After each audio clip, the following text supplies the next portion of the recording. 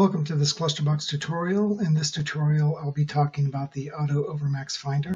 What the Auto Overmax Finder does is it finds violations of where carriers work over 60 hours in a week or over 12 hours in a day.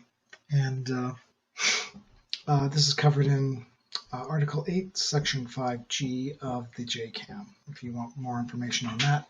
But this is really easy to do with Klusterbox.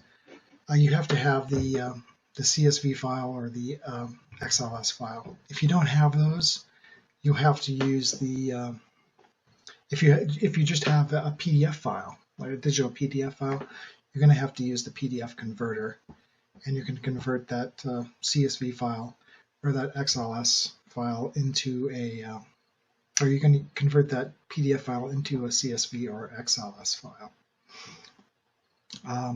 Okay, so but once you have your CSV file, all you've got to do is either go to this button, Auto Overmax Finder, or if your investigation range is set, you'll go to the menu, Automated, and then down to Auto Overmax Finder, and enter. From there, you navigate to your XLS file or CSV file. Select that, open, or double click on it, and it opens it right up. This usually takes less than a second, So that's how you do it. And then I'll give you a little bit of information on how to read this. This is these are 60-hour violations of full-time carriers. Okay, and and then these are non-5200 codes contributing to 60-hour violations. It's a little bit complex here, but what happens is that when you're calculating 60-hour violations, you don't just add the work hours, the hours that the person worked. You add annual leave, sick leave, holiday leave. Now, this person had 8 hours of annual leave on Saturday, and as you can see, Saturday, 8 hours of annual leave, and they still, went over 52 or 62 hours. Now, the way that happened is they worked 50s. If you look on the Employee Everything report, you'll see that they worked just in terms of, actually the time on the clock. They worked 54 hours and 60 clicks, right? But if you add 8 hours to that 54 hours, you get 62 hours. So that's how it comes up with this number 62 hours and 60 clicks. And these are 12-hour violations and of carriers actually working, not including lunch.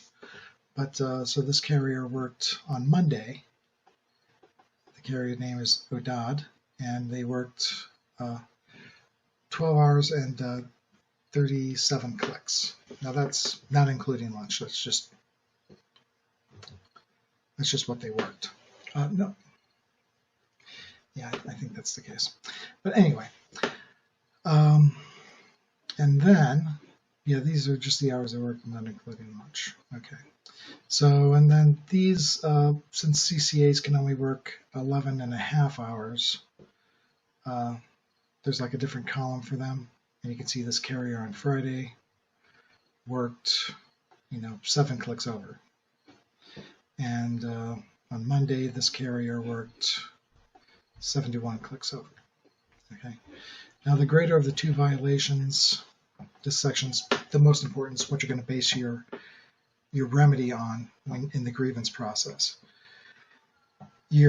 Since we have an example up here of a carrier who, they worked, they had a 60-hour violation, so they went over 60 hours in the week, but they also went over 12 hours in the day.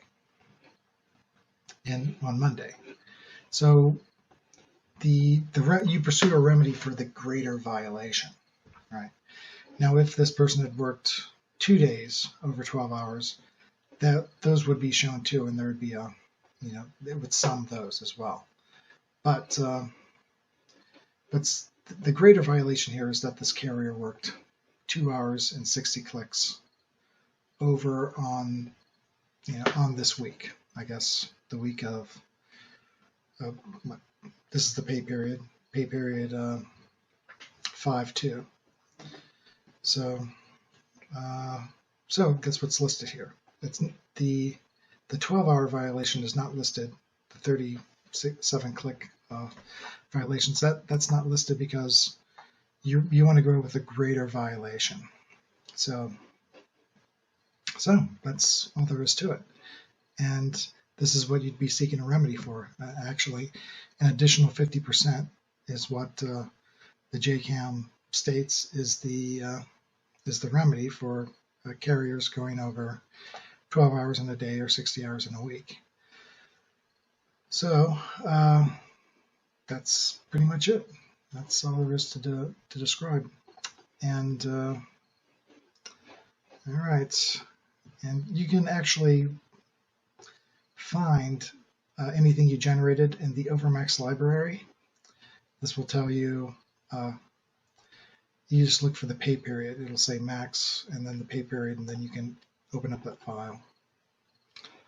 And it'll show you the what you just generated, so you don't have to generate it again, even though it's not that hard to generate in the first place. Okay, that's it for the Auto Overmax Finder.